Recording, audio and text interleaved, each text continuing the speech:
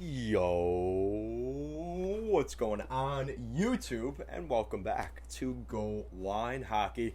It's your boy Kevin Forte, and we're taking a look at a bunch of signings ahead of training camp and the beginning of training camp here, as a bunch of restricted free agents have signed with their teams.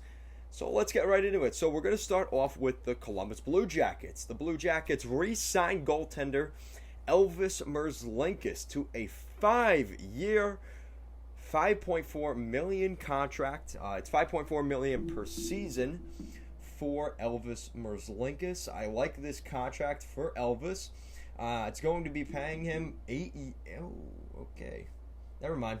It's going to be paying him $27 million over those 5 years. I like this contract. I think this is a good contract for Merzlikins. He's spent 2 seasons in the NHL so far. This will be his 3rd full season in Columbus. I'm expecting a good season from him. I think this is interesting, though, because it kind of muddies the water with the Blue Jackets in terms of in between the pipes. Actually, never mind. It really doesn't, actually. Now, again, I don't know what they're planning to do with Corpus Sallo, but now you have Merzlikins for the next 6 years. So I don't necessarily know what the Blue Jackets are going to do here. Are they going to keep both goaltenders, or are they going to maybe trade Corpus Sallo at some point here over the next couple of weeks? I don't necessarily know, but that is something that you should probably keep an eye on in Columbus. Again, I would assume that Jarmo Kekalainen wants to keep both of them long term. They have the cap space to do it, so you might as well set up your goaltending situation. Again, it's kind of the most important thing in the NHL. So we'll see what happens there, but that is definitely something to keep an eye on, is Corpus Sallo. Again, Merzlikins, 27 years old. This will take him till he's 33 years old, because, again, he still has 1 more year left on a 2-year deal he signed, kind of a bridge deal, $4 million. So he's making $4 million this year, and then over the next 5 years after that, he will be getting paid big. So congrats to Elvis Merzlikins on that contract. $5.4 million, not bad. So moving along, we go down to Buffalo. The Buffalo Sabres have re-signed Rasmus Dahlin, their first overall pick back in the 2018 NHL draft. First overall pick. Rasmus Dahlin, he's 21 years old now, coming off of his entry-level deal, and I don't think he's liked what he's seen in Buffalo so far, and I don't think, honestly, he's too happy with how he's played as an individual in Buffalo. So expect a little bit more from Dahlin over the next 3 years. This is a bridge contract, take him until he's 24, 25, so he will still be a restricted free agent, if I'm pretty much certain. So that is something to keep an eye on with Dahlin. Again, a lot of people are out here saying, oh, this shows he doesn't like Buffalo, this and that. I don't necessarily know about that. I think he does want it to work in Buffalo. And, so he'll still be a restricted free agent at that point. So that is something to kind of keep in the back of your head. But definitely something to watch. Again, $6 million per year, so an $18 million contract, $6 million AAV. And if you look at the actual breakdown of the deal, he signed a $2 million signing bonus this year, and he's only going to be getting paid $3 million this year. It's going to continually go up over the 3 years. In 2022-2023, next season, he'll be getting paid $5.8 million on the AAV. And then in 2023-2024, the final year of that contract, it will be $7.2 million going to Dahlin.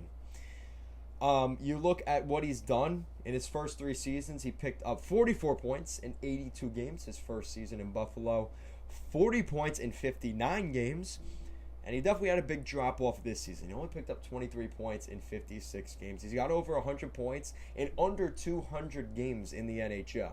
So there's still a lot of growth to see from him. Again, I just think the entire Buffalo Sabres had a miserable season last year. I don't really want to count Dahlin as the reason they didn't do well.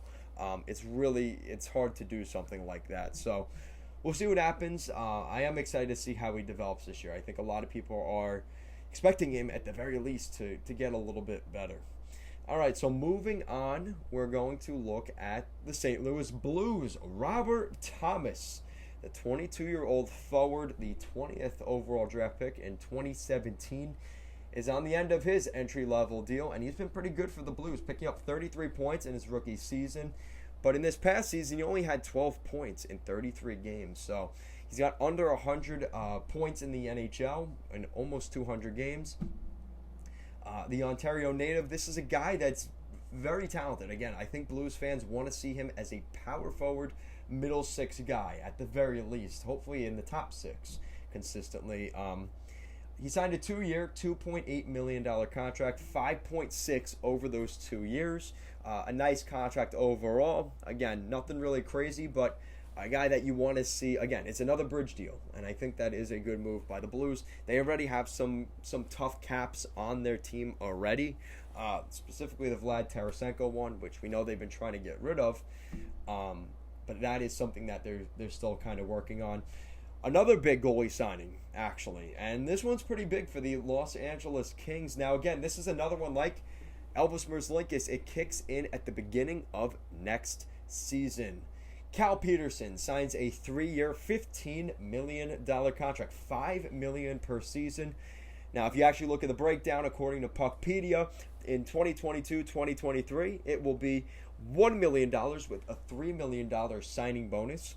In 2023-2024, it's, again, a $1 million contract on the AAV, on cap hit, but a $4 million signing bonus. Kind of pulling off a Kyle Dubas Leafs move there. A way to finagle the cap. And then in 2024-2025, he will be getting paid $6 million AAV, which means come arbitration in a couple of years from now, Cal Peterson, at the very least, is going to ask for or get $6 million on his AAV in his contract.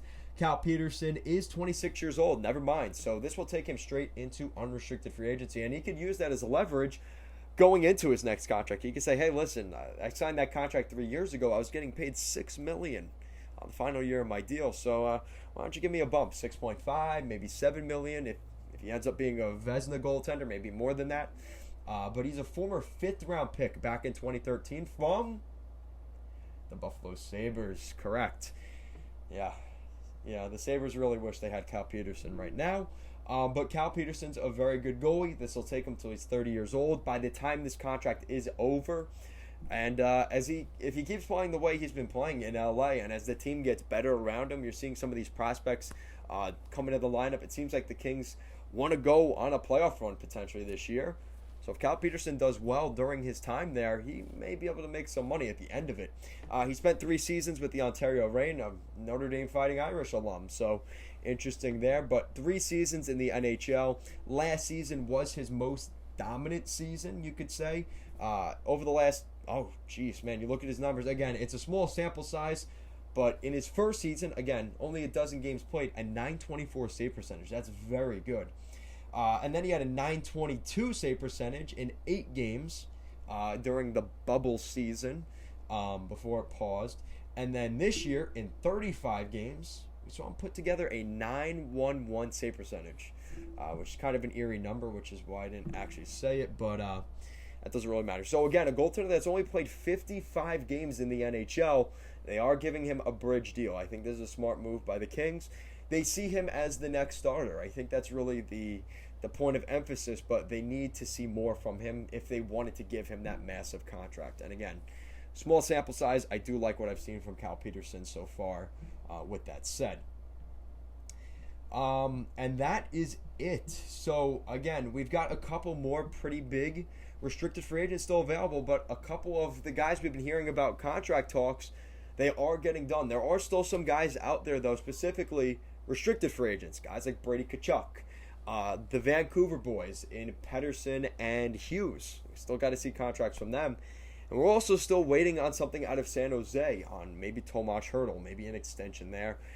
So I'll keep you up to date with all of that. But make sure to subscribe to the channel so you're up to date on all of this information as we get into the regular season.